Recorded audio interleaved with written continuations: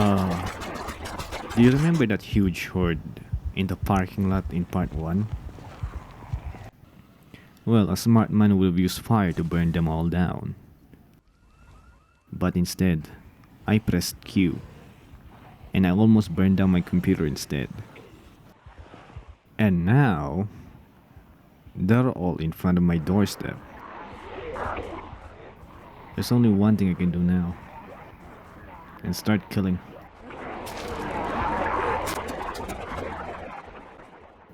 The actual worry is if my supplies can last me long enough and the power and water supply go up before I get to establish myself in this base.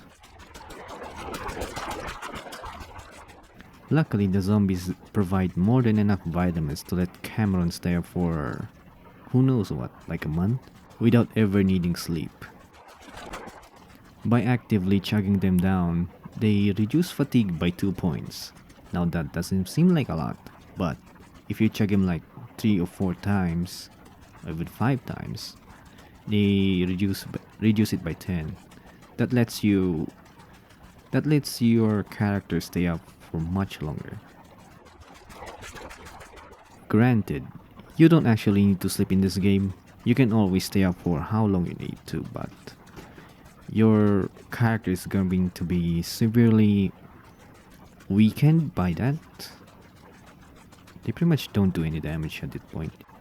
You barely recover any stamina. That you move so slowly that any normal zombie can catch to you now.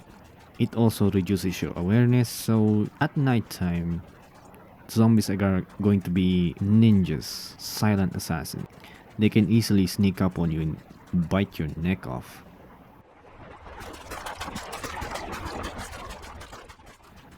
I don't need to actually worry about weapons too.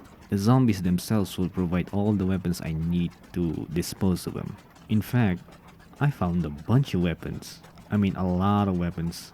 I'm not going to list them all down, but I will mention some notable ones. I have found 14 shotguns, 2 Desert Eagles, 5 hand axes and 44 screwdrivers. The rarest weapon I actually found was a wooden mallet of a zombie. I didn't even know you could get such a weapon of a zombie. There are way more weapons than that. It's nice to have a smoke break.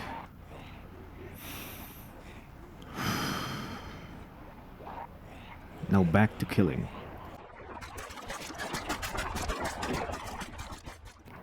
Cameron should have really staggered his looting.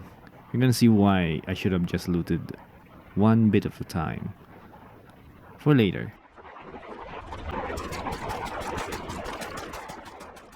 The reason why I used short blade instead of other weapon types is because they use the least amount of stamina per kill, per swing. In this situation, I needed to use short blades since they're the most numerous types of weapons that the zombies provide. Not only that, it's because Cameron doesn't have a lot of fitness right now, which means he doesn't have a lot of endurance. I didn't want to take a break every time I took a swing with that crowbar on his back.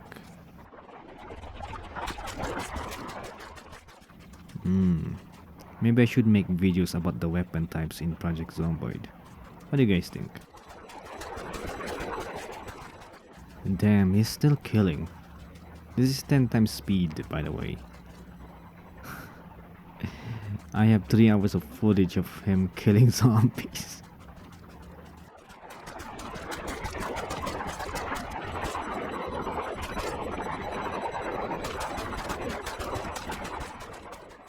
Okay, we're almost halfway through.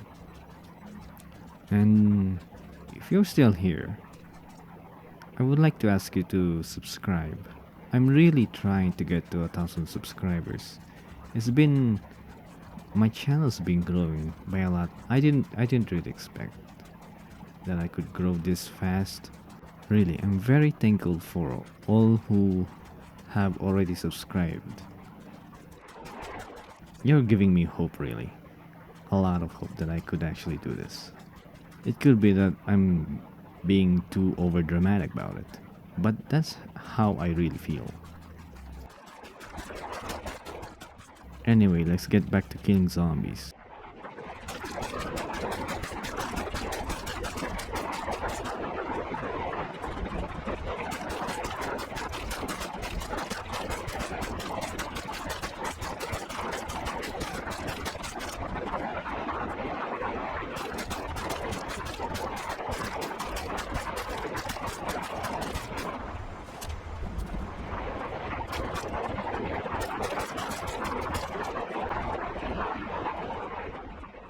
Okay, by this point I was getting sick of the yellow hard hat look, so I changed it to a brown crash helmet look. Let me know. Let me know in the comments which look do you like better.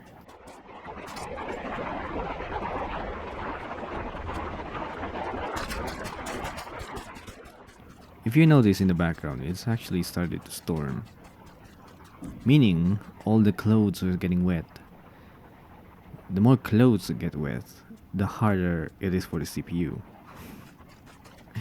which means the slower the game is. I praise this feature of the game. Zombie clothes actually get wet in the rain, but the game can really live without it. I think it's slowing my game down a lot, by a lot. That's complete speculation in my part though. I don't know if it actually slows down the game, but it feels like to me. Then again, I don't think the game was designed to handle 4,000 zombie corpses getting wet in the rain. Maybe that's just me. I'm sure some of you have noticed that every time Cameron kills a zombie, it staggers a bit. That's a bad sign. Oh, it looks like the horde is finally thinning out. We're almost at the end of it.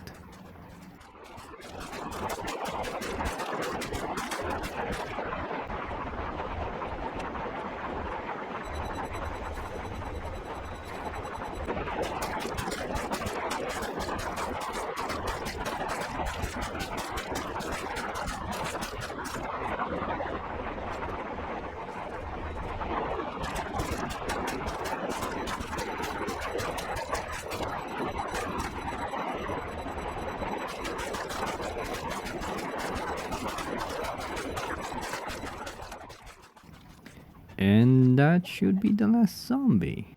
Bam! 4,181 zombie kills in just 6 days. I'm sure there's a lot of better ways of killing zombies, more efficient ways.